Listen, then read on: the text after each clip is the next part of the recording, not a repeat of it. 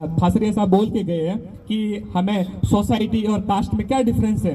तो हमें जो समाज का निर्माण करना है, हमें समाज कैसा होना चाहिए, हमें समतामूलक समाज का निर्माण करना है। हमारे पुरखों ने जो समाज की जो अवधारणा कंसेप्ट देखा था कि हमें समतामूलक समाज क्या होगा, जहाँ पे इक्वलिटी क्या होगी, बंधुत्व क्या होगा, भाईचारा क्या होगा, और हमारी जो माताएं बहनें हैं इनको समाज में उचित प्रतिनिधित्व कैसे मिले।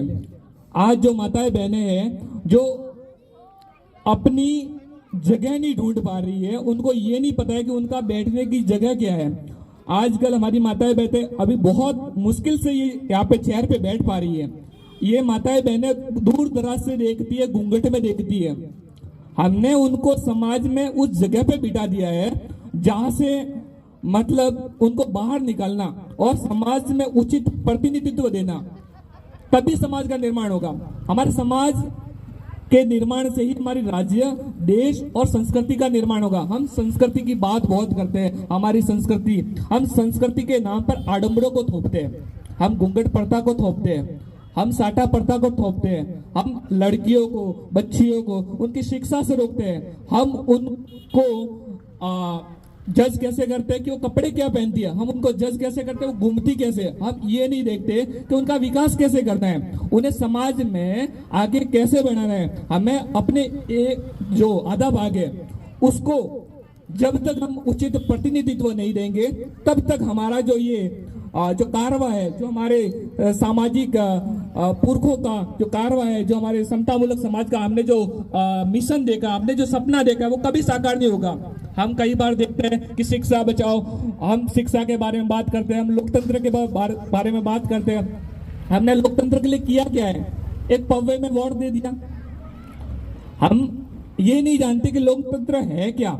लोकतंत्र का नाम है बोलने की आजादी, सोचने की आजादी।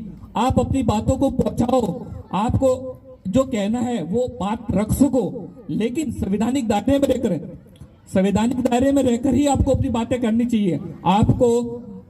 आपको हमारे समाज ने, हमारे पुरखों ने जो दिया है वो कितना कुछ दिया है। हमें ये नहीं पता था कि हमारी जगह क्या है। हमें सोसाइटी में चलने की जगह नहीं थी, उठने की जगह नहीं थी, हमें समाज से बाहर रखा जाता था। हमारा अगर ये देखा जाए कि एक मेघवाल समाज है या ये फला समाज है, ये फला समाज है, हम समाजों में बांट दिया था।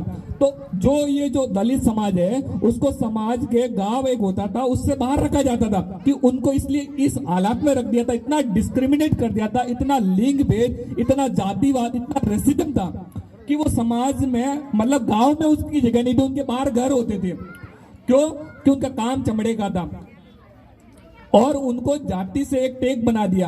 अब हम उससे बाहर कैसे निकले, इसके लिए हमें अपना देखना है। हम बहुत आगे प्रगति कर चुके हैं, लेकिन फिर भी मेरा यह मानना है कि अभी प्रगति अधूरी है। वो प्रगति हमारी बहनों की, हमारी बेटियों की, हमारी माँओं की, जो समाज में, घर में अपनी आवाज नहीं रख सकती। मैं हमेशा कोशिश करता हूं कि मेरी बहनें, मेरी माएँ, जो हमारा जो पितृसत्तात्मक जो समाज है, जो हमेशा ये दोष जमाता रहता है कि हम मर्द है, और जो अपनी ताकत का बेजा इस्तेमाल करता है और उनकी बातों को आगे नहीं बढ़ने देता। हमें सबसे पहला अपना जो मिशन है, अगर करना है आपको कुछ भी, तो ये मूर्ति पूजा वगैरह आपका अपना आंतरिक मसला है। आप पूजो, किसी को पूजो न पूजो वो आपका मसला है। आपको भगवान को पूजो, पूजना आपका मसला है। ये आपके आंतरिक मसला होना चाहिए। इसको आप कभी भी मंच से बाहर मत लाइए। अगर किसी को पूछना है कि कोई कहता है कि मुझे राम में विश्वास है, तो है उसका, ठीक है, उसको अपने राम को अपने आंतरिक मन तक रखे, उसको समाज पे थोपने का प्रयास नहीं करे। आपको धार्मिक गतिविधियों में अपने बच्चों को दूर रखना है। ये धार्मिक गतिविधियां उन्माद की ओर लेके जाएगी, ये हेट स्पीच की ओर लेके जाएगी, ये नफरत की ओर लेके जाएगी, ये हिंसा की ओर लेके जाएगी, और ये हिंसा से धीरे धीरे बढ़ते बढ़ते हमारे समाज को समूल नष्ट कर देगी, हमारे युवाओं को पथ भ्रष्ट कर देगी। हमारे युवा, आज मुझे बड़ा दुख होता है, मैं एक ऐसे छोटे से गांव से आया हूं जहां पर शिक्षा का आज से कुछ समय पहले इतनी महत्ता नहीं थी, लेकिन हाँ जरूर हमारे समाज में जो दूसरे समाज थे उनसे प्रेरणा लेकर के मेरे पिताजी ने जो कारवा उठाया हमारे लिए, मुझे बड़ा फक्र होता है। मुझे बड़ा फक्र होता कि मेरे पिताजी ने अपना काम छोड़ करके, अपना गांव छोड़ करके, अपना वहां का सारा कारवा छोड़ करके हमारी पढ़ाई का जिम्मा उठाया।